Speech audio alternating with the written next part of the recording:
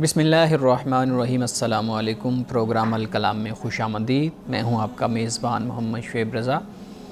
ناظرین کرام، پروگرام کے پہلے حصہ میں ہم قرآن کریم کی کچھ آیات کو سمجھنے کی کوشش کرتے ہیں اور اس کے ساتھ ساتھ کچھ بہت اہم سوالات کو پروگرام کا حصہ بناتے ہیں۔ حسب سابق ہمارے ساتھ شریک گفتگو ہیں جناب محمد امانت رسول صاحب۔ مان صاحب خوش آمدید، بہت شکریہ آپ کے وقت کا۔ میری معاونت کے لیے موجود ہے جناب ڈاکٹر عمر صاحب۔ Thank you so much doctor صاحب۔ ناظرین کرام، آپ کی اسکرین پہ ہمارا واٹس ایپ نمبر آ رہا ہوگا، آپ اپنے سوالات ہمیں بھیج سکتے ہیں، ہم انشاءاللہ آپ کے سوالات کو ضرور ایڈریس کریں گے۔ امان صاحب، ہم گفتگو کر رہے تھے سورۃ الشعراء، اور سورۃ الشعراء میں آیت نمبر 197 98 کا ذکر ہم نے مطالعہ کیا تھا۔ اپنی گفتگو کا آغاز کیجیے گا۔ بسم اللہ الرحمن الرحیم۔ اب وہ مسئلہ بیان ہو رہا ہے جو ہم پہلے کل اشارتاً بیان کر چکے کہ اعجمی قرآن مجید نازل، پہلے تو یہ کہا کہ بھئی قرآن مجید کوئی اعجمی کوئی شخص آ کر بتاتا ہے۔ قرآن مجید نے اس کو اس قابل بھی نہیں سمجھا، اس الزام کو، کہ کسی شخص کا نام لیا جاتا، کسی کا ذکر کیا جاتا۔ قرآن مجید نے کیا کہا؟ فرمایا کہ وَلَوْ نَزَّلْنَاهُ عَلَى بَعْضِ الْأَعْجَمِينَ، اور اگر ہم اس کو کسی اجمی پر اتارتے، یعنی پہلے قرآن مجید میں ایک اور مقام پر تو اس الزام کو بیان کیا گیا نا کہ کسی وقت یہ بھی کہتے تھے کہ بھئی یہ قرآن کوئی نوجوان ہے، کوئی اجمی ہے تو وہ سکھاتا ہے، اور مختلف نام بھی مفسرین نے لکھے ہوئے ہیں، لیکن قرآن مجید نے اس کا کوئی ذکر نہیں کیا۔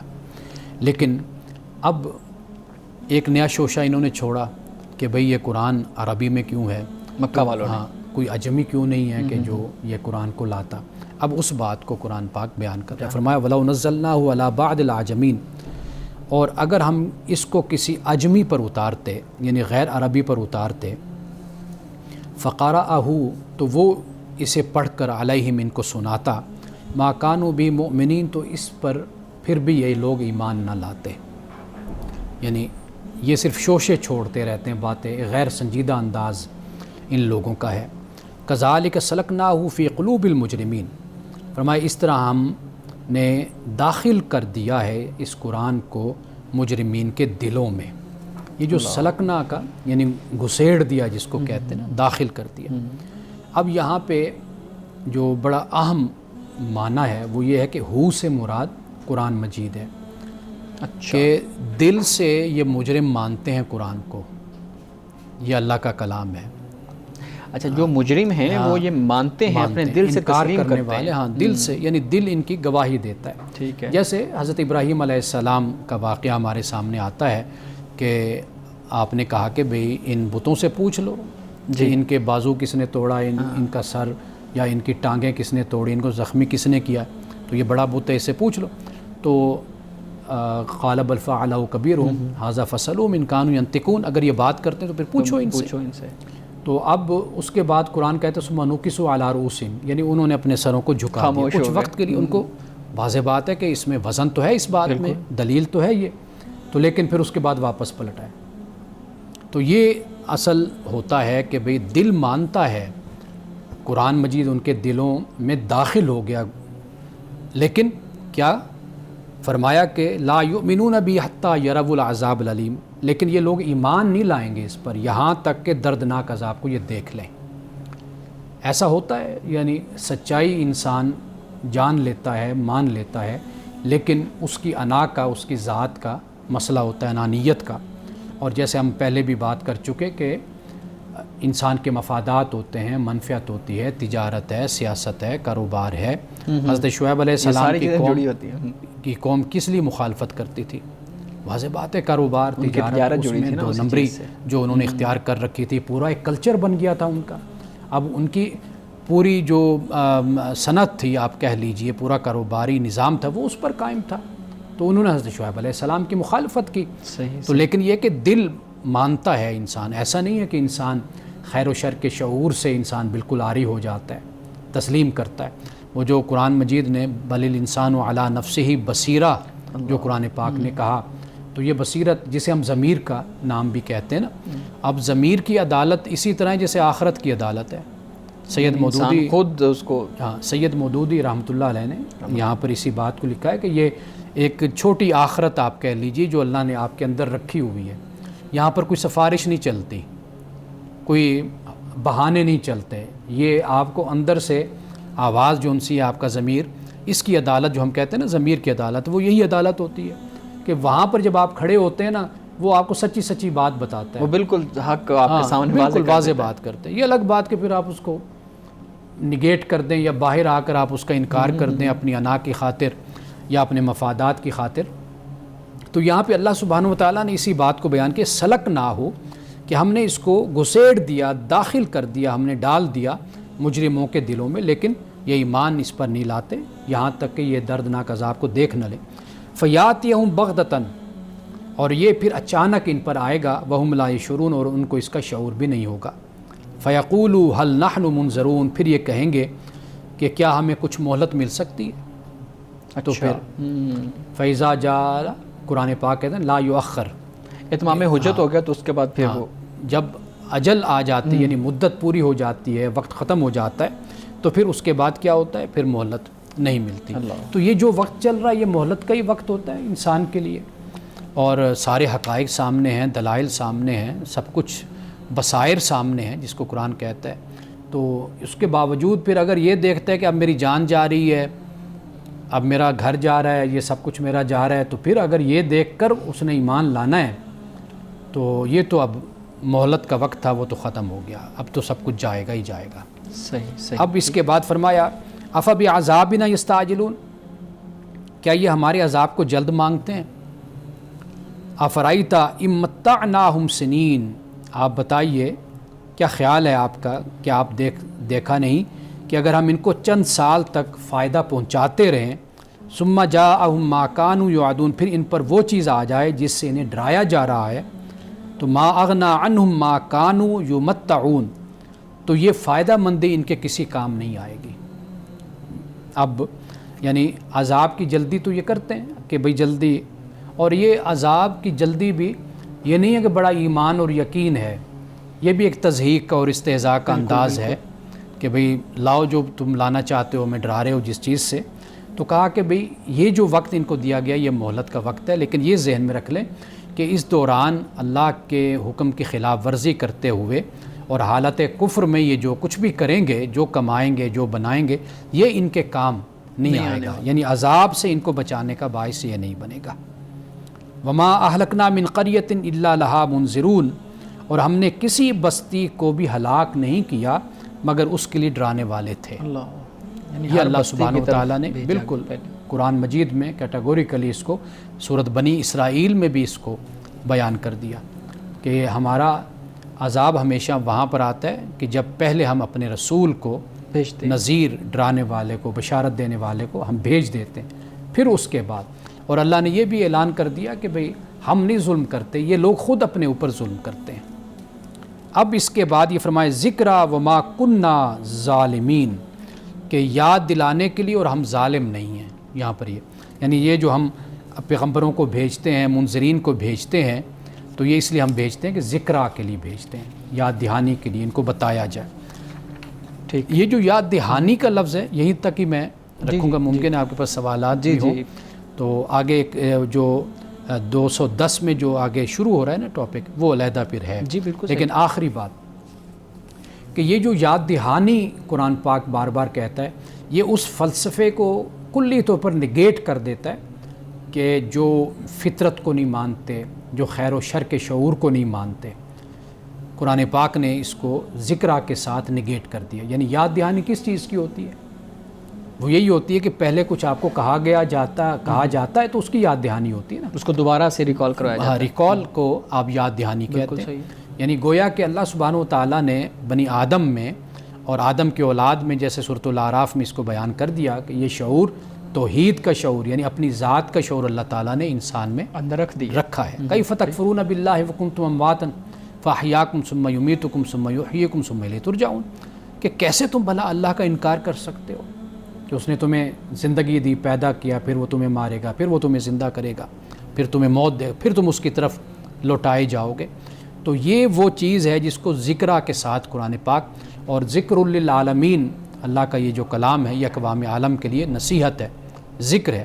وہ اسی لیے ہے کہ تاکہ انسان کو یاد کروا دیا جائے کہ بھئی تم نے اللہ سے عہد کیا ہے۔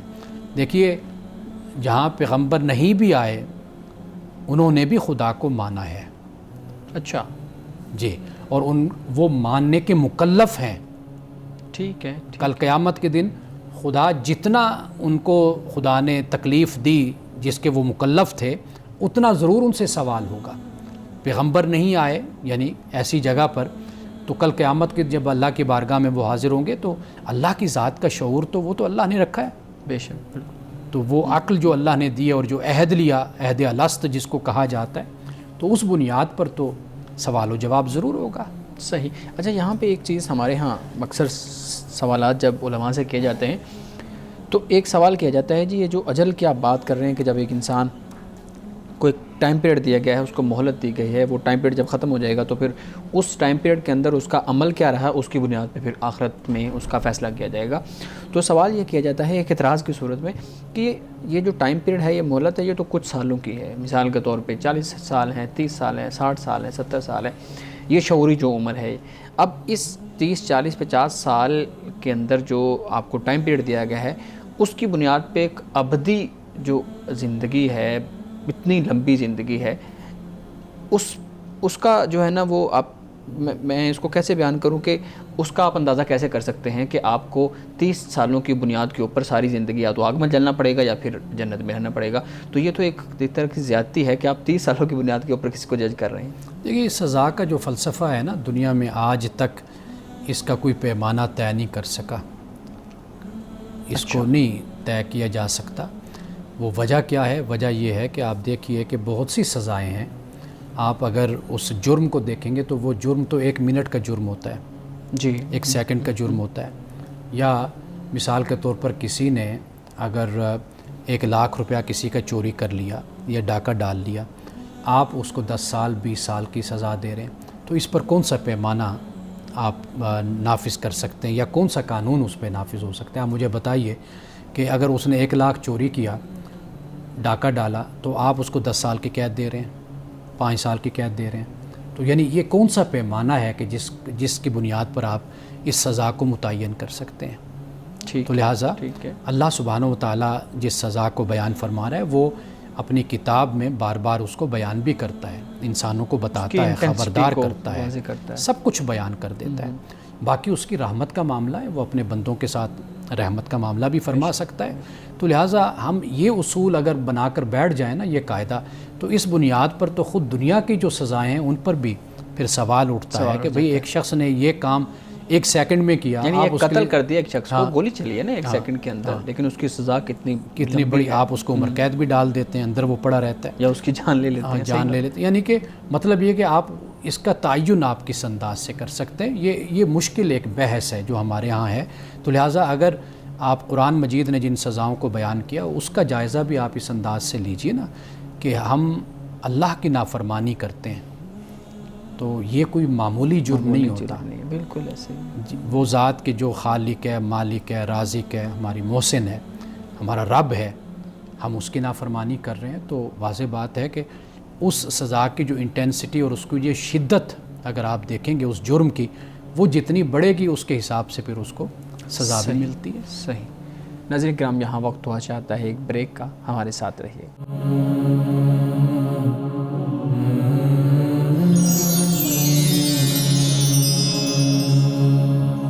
پروگرام میں ایک دفعہ پھر خوش آمدید۔ جی ڈاکٹر صاحب آپ کیا سوال کرنا چاہ رہے ہیں؟ سر ہم نے لاسٹ ایپیسوڈ میں بھی بات کی تھی آپ نے کہ دل کو قرآن پاک بار بار مخاطب کر رہا ہے، اور آپ نے بھی کہا کہ ان لوگوں کے دل تو جانتے تھے کہ رسول اللہ تعالیٰ کے نبی ہیں لیکن انہوں نے مانا نہیں۔ تو ہم دیکھتے ہیں کہ ہم انسان تو دماغ سے فیصلے کر رہے ہوتے ہیں، تو یہ بار بار دل کو یہاں پہ مخاطب کیا جا رہا ہے، اور آپ نے ایک بات کی کہ ضمیر کی بھی، تو یہ ضمیر، دل اور دماغ، یہ 3 چیزیں کہاں ان کا پورا نیٹ ورک، فریم ورک، یہ ذرا ہمیں کچھ سمجھا دیں۔ دیکھیے انسانی وجود میں در حقیقت یہ 3 جوہر آپ ان کو کہہ لیں یا 3 صلاحیتیں آپ ان کو کہہ سکتے ہیں، یہ اللہ تعالیٰ نے انسان میں رکھی ہیں۔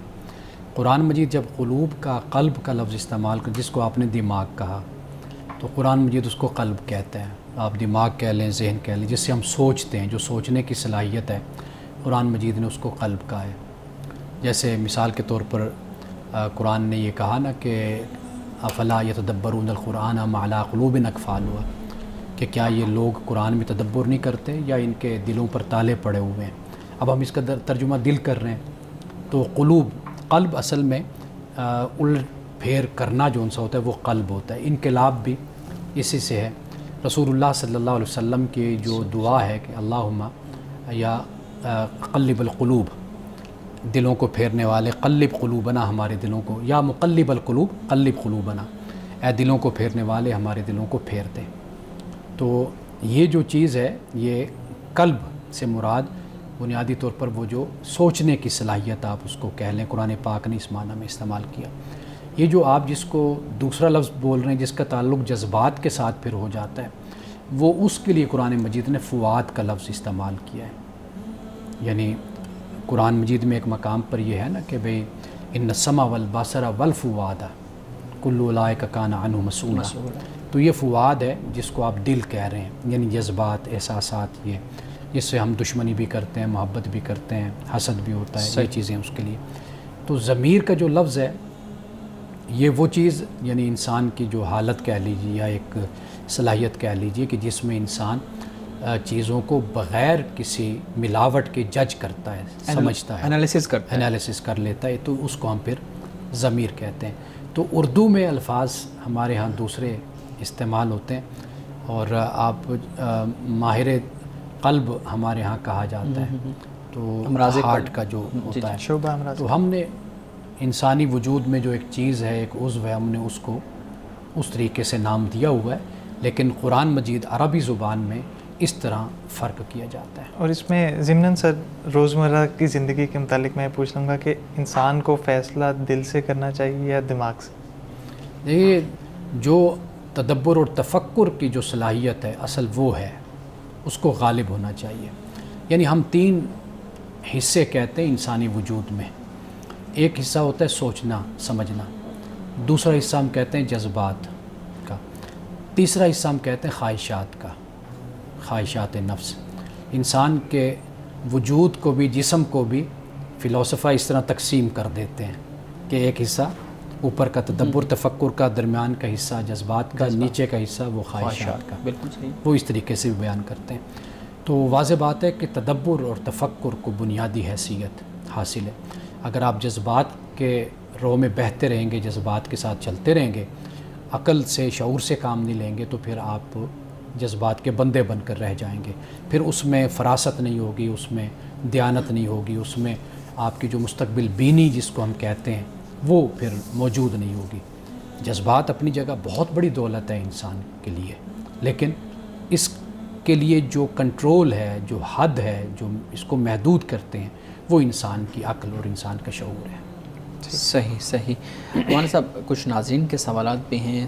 پہلا سوال ہے، پوچھتے ہیں جی عقیقہ کا طریقہ کیا ہے، یہ بتا دیں. اور یہ بتا دیں، یہ جو ایک دفعہ پہلے بھی اس طرح کا سوال آیا تھا کہ 2 بکرے کرنے چاہیے، 1 کرنا چاہیے، اس پہ وضاحت کیجیے. دیکھیے یہ عقیقہ سنت ہے. آپ اس کو یوں بھی کہہ سکتے ہیں کہ یہ عرب کا ایک کلچر ہے کہ جب بچے پیدا ہوتے تھے تو ان بچوں کی خوشی میں وہ یہ اس کا اہتمام کرتے تھے. رسول اللہ صلی اللہ علیہ وسلم نے بھی یعنی اسی طریقے کو، اسی رسم کو، روایت کو آپ کہہ لیجئے کہ وہ جاری رکھا، اس کو آپ نے قائم رکھا. اس کے لیے کوئی یہ فرض نہیں ہے، کوئی ضروری نہیں ہے کہ بیٹا ہے تو اس کے لیے آپ اپنا 2 بکرے کر دیں، یا بیٹی کے لیے ایک بکرا. تو اس کا کوئی ضروری نہیں ہے. یہ آپ بیٹی کے لیے زیادہ کر دیں، بیٹے کے لیے کم کر دیں، بیٹے کے لیے زیادہ کر دیں، بیٹی کے لیے کم کر دیں، تو اس کی کوئی بھی شرط نہیں ہے. اور جو سہولت اور جو آسانی ہے اس کے مطابق جو طریقہ کار بیان کیا جاتا ہے، وہ ہفتے تک کہتے ہیں کہ عقیقہ کر لینا چاہیے. 7 دن میں. 7 دن میں. اور پھر یہ ہے کہ جو بال ہیں ان کے برابر چاندی دے دینا، وہ بھی ایک اچھی بات ہوتی ہے، برکت کی بات ہے، ایک اچھا کام ہے کہ اللہ تعالیٰ نے اولاد کی دولت آپ کو عطا کی ہے، تو آپ صدقہ دے رہے ہیں، خیرات کر رہے ہیں، آپ انفاق کر رہے ہیں. اور بال ہیں، جیسے کوئی چاندی دے دی، سونا دے دیا، جو بھی آپ دینا چاہتے ہیں تو وہ آپ دے سکتے ہیں. تو یہ چیزیں کوئی فرائض دینی میں نہیں ہیں، یہ ایک رسم ہے، ایک روایت ہے آپ اس کو اچھے طریقے سے نبھاتے ہیں، اللہ تعالیٰ کا شکر ادا کرتے ہیں۔ یعنی بنیادی طور پہ یہ صدقہ ہے، اور مقصد یہ ہے کہ آپ کے ہاں بچے کی پیدائش ہوئی ہے تو آپ اس کی طرف سے صدقہ دے دیں۔ اب رسول اللہ صلی اللہ علیہ وآلہ وسلم کے دور میں یہ طریقہ کار رائج ہوگا نا، جیسے آپ نے کہا کہ عرب یہ ایک روایت تھی۔ آج کے دور میں اگر ہم دیکھیں تو اس کا طریقہ کار تبدیل بھی تو ہو سکتا ہے، تو اگر کوئی الگ اور طریقے سے صدقہ کرنا چاہے تو اس کو پھر ہم عقیقہ کہہ سکتے ہیں؟ دیکھیے ہمارے لیے رسول اللہ صلی اللہ علیہ وسلم کا طریقہ وہ پسندیدہ طریقہ ہے۔ ٹھیک ہے، اگر خوشی جیسے رسول اللہ نے منائی اگر ہم ویسے منائیں، تو جس طرح رسول اللہ صلی اللہ علیہ وسلم نے غم کا اظہار کیا ہم اس طریقے سے غم کا اظہار کریں۔ یعنی جیسے آپ نے 3 دن کا کہا کہ سوگ 3 دن کا ہوتا ہے، آپ کو چلانا، رونا، کپڑے پھاڑنا، گریبان پھاڑنا، گالوں کو نوچنا، یہ جو رویہ طریقہ اختیار کیا جاتا ہے یہ بالکل ناپسند کیا گیا۔ تو لہٰذا رسول اللہ کے طریقے سے اور آپ کی سنت سے جتنا ہم قریب ہوں گے وہ ہمارے لیے خیر ہی کا معاملہ ہوگا۔ وہی ایک اچھے انسان کا اور اخلاق کا اور اچھے کردار کا اظہار اسی طریقے سے ہی ہوتا ہے۔ تو لہٰذا عقیقہ بھی اگر ہم اس طریقے سے کرتے ہیں جو رسول اللہ صلی اللہ علیہ وسلم نے کیا، دیکھیے نا آپ کیا کرتے ہیں، یہی ہے کہ 2 احباب آ گئے، رشتہ دار آ گئے، ان کے آپ نے دعوت کر دی، ایک تو مل بیٹھنے والا ماحول ہو گیا، صلہ رحمی ہو گئی، ایک خوشی کا موقع ہو گیا۔ پھر آپ نے اگر کچھ اللہ کی راہ میں خرچ کر دیا وہ بھی ایک اچھا عمل ہے، برکت کا عمل ہے۔ تو لہٰذا رسول اللہ کا جو طریقہ ہے اگر اس کو ہم اختیار کریں تو وہ سب سے بہتر ہے۔ صحیح۔ ایک اور چیز مختصر بتا دیجئے گا، یہ بھی پوچھا جاتا ہے اکثر، عام طور پہ مشہور ہے بات کہ جب تک والدین کا عقیقہ نہ ہو تو پھر وہ بچوں کا نہیں ہوتا ہے، پہلے والدین کا عقیقہ کریں، اس کے بعد جو نئے بچے پیدا ہوئے ہیں ان کے بچے، ان کا عقیقہ کریں۔ اس کی کیا حقیقت ہے؟ نہیں، اس میں دیکھیے جہاں پر اللہ کا حکم ہو نا وہاں پر کوئی قانون، کوئی اصول، کوئی ضابطہ ہوتا ہے۔ ٹھیک ہے، یعنی اللہ سبحانہ و تعالیٰ نے جہاں پر کوئی حکم دے دیا، جیسے وراثت کے معاملات، کوئی فرض کو بیان کر دیا تو وہاں پر انسان پھر پابند ہوتا ہے۔ ٹھیک ہے، باقی ان معاملات میں اس طرح کی کوئی نہیں۔ جب عقیقہ بذات خود ایک سنت آپ کہہ لیجئے، ایک طریقہ کہہ لیجئے، کوئی فرض بھی نہیں، کوئی واجب نہیں ہے، تو پھر وہاں پر اس طرح کی شرائط کو عائد کرنا تو یہ غیر ضروری ہے یہ شرائط۔ صحیح۔ ناظرین کرام، یہاں وقت ہوا چاہتا ہے ایک بریک کا، ہمارے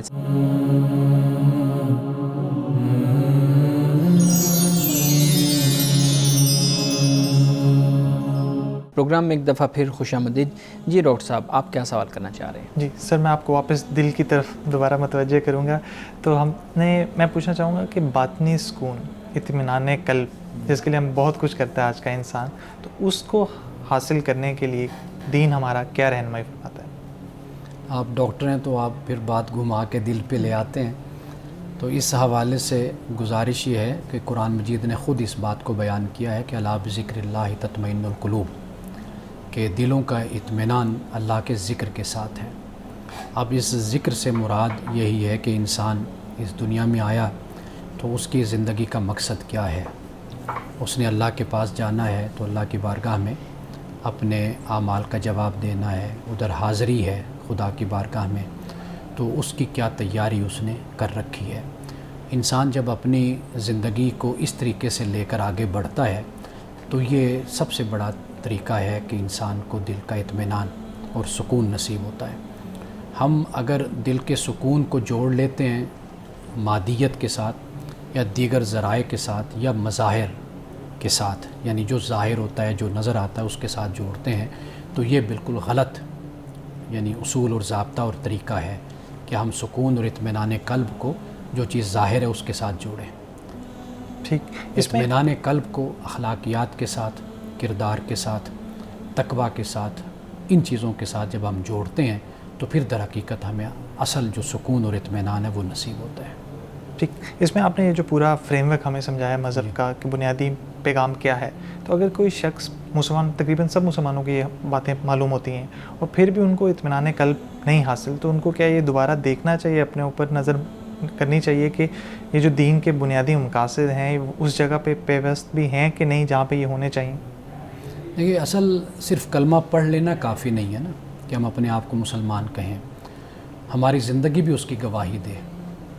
سب سے بڑا اطمینان یہ ہوتا ہے کہ جب آپ کسی کے ساتھ ظلم اور زیادتی سے پیش نہیں آتے۔ اللہ نے انسان کے اندر جو ایک سسٹم لگایا ہے وہ اس طرح کا ہے کہ جب آپ کہیں پر بھی بھٹکتے ہیں، پریشان ہوتے ہیں، یعنی کسی کے ساتھ ظلم اور زیادتی اور ناانصافی کرتے ہیں یا اللہ تعالیٰ کی حدود سے باہر نکلتے ہیں، تو آپ میں خود بخود وہ الارم بجتا ہے، آپ پریشان ہوتے ہیں۔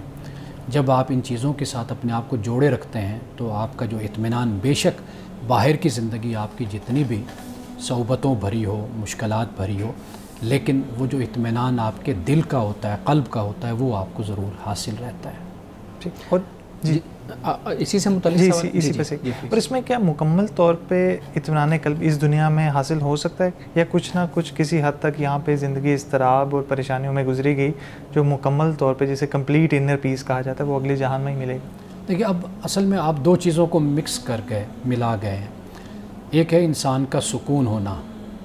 ہم جس چیز کا یہ خیال کرتے ہیں کہ مثال کے طور پر میرے پاس اتنا مال اور اتنی دولت ہو تو میں اچھی زندگی گزار سکتا ہوں، تو میرے لیے سکون کا باعث ہے۔ اگر میرے پاس نہیں ہے، میں تنگ دست ہوں، تو وہ ایک علیحدہ میری پریشانی ہے میرے لیے، وہ ایک علیحدہ چیز ہو جاتی ہے۔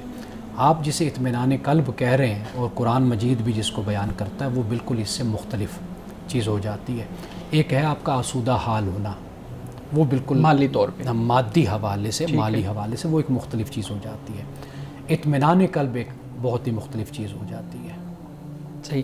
مولانا صاحب، ایک چیز میں پوچھنا چاہوں گا، ناظرین کے سوالات پہ چونکہ چلتے رہتے ہیں تو ہماری کوشش ہوتی ہے کہ ان کو بھی ضرور جو ہے نا وہ جگہ دی جائے۔ دین میں سختی نہ کرنے سے کیا مراد ہے؟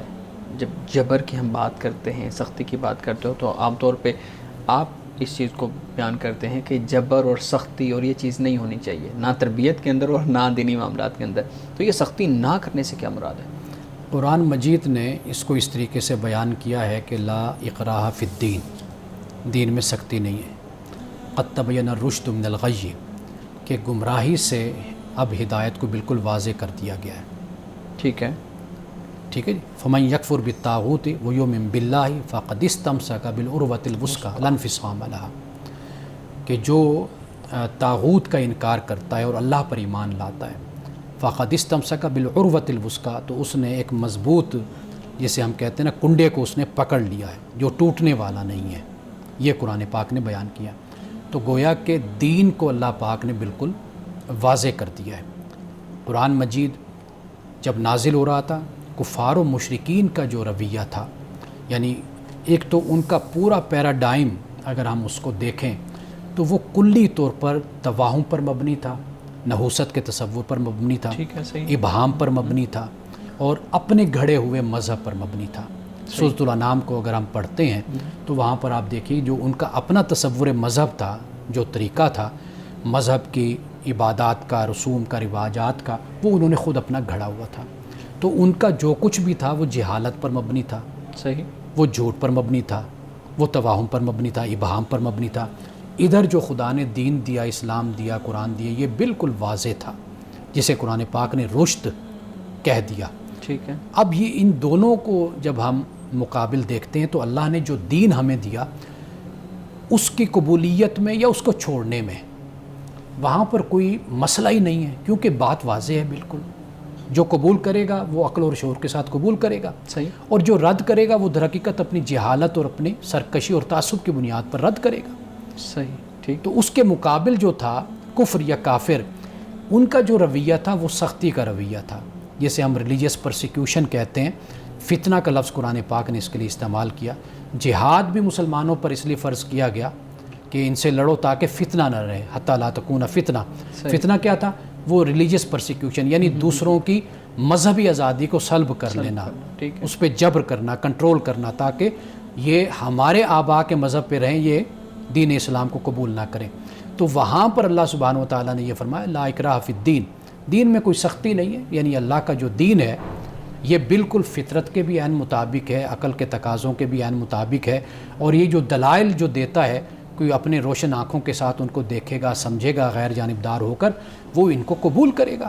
تو لہٰذا فکر تو اس کی ہوتی ہے نا، اس کو ہوتی ہے نا جس میں جھوٹ ہو، جس میں دلیل نہ ہو، ملاوٹ ہو، تو اس کو فکر ہوتی ہے۔ جو خدا کا دین ہے وہ بالکل واضح ہے، ملاوٹ سے پاک، آمیزش سے پاک ہے۔ تو لہٰذا جو قبول کرنا چاہتا ہے اس کو قبول کر لے، فمن شاء فلیؤمن ومن شاء فلیکفر۔ صحیح۔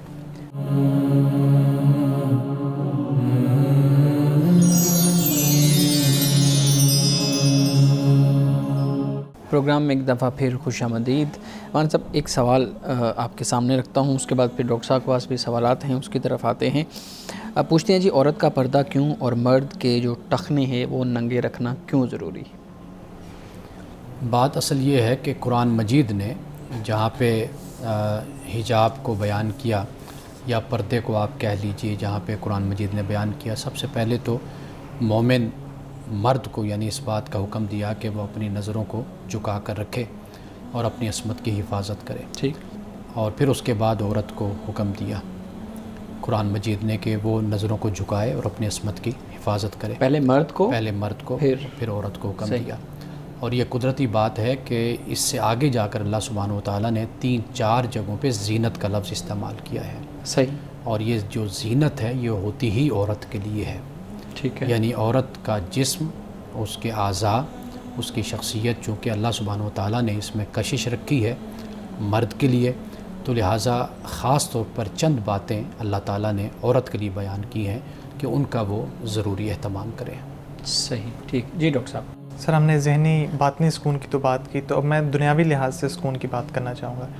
ہم دیکھتے ہیں کہ تقریباً سبھی انسان یا تو ماضی کے پچھتاووں میں جیتے ہیں یا مستقبل کے اندیشوں میں جیتے ہیں. تو کتنا اہم ہے کہ حال میں رہنا سیکھیں. جیسے ہم دیکھتے ہیں کہ بچے زیادہ تر خوش نظر آتے ہیں کیونکہ وہ کوئی ان کا ماضی نہیں ہوتا, نہ ہی ان کو کوئی مستقبل کی فکر ہوتی ہے, تو خوش حشاش بشاش ہوتے ہیں. کتنا اہم ہے کہ انسان حال میں رہنا سیکھے. حال میں رہنا سیکھنا بہت یہ ضروری بات ہوتی ہے. یعنی اس لیے کہ جو لوگ مستقبل کی فکر میں رہتے ہیں, آپ مجھ سے بہتر جانتے ہیں, آپ میڈیکل کے ہیں, ڈاکٹر ہیں آپ, کہ 2 لفظ ہمارے ہاں استعمال کیے جاتے ہیں. ایک ڈپریشن کا لفظ ہوتا ہے اور ایک انگزائٹی کا لفظ ہوتا ہے. انگزائٹی کے بارے میں کہا جاتا ہے یہ مستقبل ہی کے بارے میں ہوتی ہے, اور ڈپریشن جو انسان کو ہوتا ہے, پریشانی ہوتی ہے, وہ ماضی کی انسان کو ہوتی ہے. تو گویا کہ ایک نارمل انسان تبھی بنتا ہے کہ جب وہ حال میں رہنا سیکھے. اور حال میں رہنا سیکھنا, ایمان اللہ کی ذات پر قرآن جس طریقے سے بیان کرتا ہے, تو یہ ایک نارمل انسان ہی اس سے تیار ہوتا ہے جو قرآن مجید جس کی تعلیم دیتا ہے. اللہ سبحانہ و تعالیٰ کی ذات پر یقین, اعتماد, ایمان, یہ انسان کو ماضی کے جو ڈپریشن ہوتی ہے, ماضی کے جو پچھتاوے ہوتے ہیں, اس سے بھی انسان کو آزاد کرتی ہے. اور جو مستقبل کے انسان کو اندیشے ہوتے ہیں, پریشانیاں ہوتی ہیں, اس سے بھی یہ انسان کو آزاد کرتی ہے. تو حال میں رہنا, حال ہی میں رہ کر جب آپ محنت کریں گے, پوری توجہ اور حال پر لگائیں گے, تو اسی سے ہی آپ کا مستقبل بھی سنورتا ہے اور بہتر ہوتا ہے. اور جو ماضی میں غلطیاں ہوئیں, ان غلطیوں سے بھی آپ کا بچنا تبھی ممکن ہوتا ہے کہ جب اپنے حال پر آپ توجہ کرتے ہیں. ٹھیک. اور اس میں ایسا بھی دیکھا گیا کہ زیادہ لوگ جو ان چیزوں کا شکار ہوتے ہیں, انگزائٹی اور ڈپریشن کا, ان کے پاس کچھ کام کرنے کے لیے نہیں ہوتا. تو کتنا اہم ہے کہ مصروفیت کو بھی خدا کی نعمت سمجھا جائے. اکثر لوگ اسے ایک برڈن کے طور پہ دیکھتے ہیں. تو اس میں آپ کی کیا مصروفیت؟ معذرت میں بات میں وہ شامل کرو, مصروفیت بھی اور فراغت کو بھی خدا کی نعمت سمجھا جائے. دیکھیے, فراغت اس معنی میں ہے, رسول اللہ صلی اللہ علیہ وسلم نے بیماری سے پہلے صحت کو اور مصروفیت سے پہلے فراغت کو نعمت قرار دیا ہے. یہ جو وقت ہوتا ہے در حقیقت یہ غور و فکر کا وقت ہوتا ہے, سوچنے کا.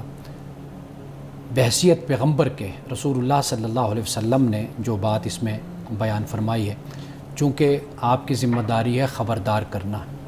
انسان جو وقت اس کو دیا جاتا ہے, اب اس کے گزارنے کے 2 ہی طریقے ہوتے ہیں, یعنی صحت کا وقت اور فرصت کا وقت. ایک تو ہے کہ سو کر گزار دے, موبائل کے ساتھ گزار دے, یا آوارہ گردی میں گزار دے, یا بے مقصد قسم کی سرگرمیوں میں گزار دے.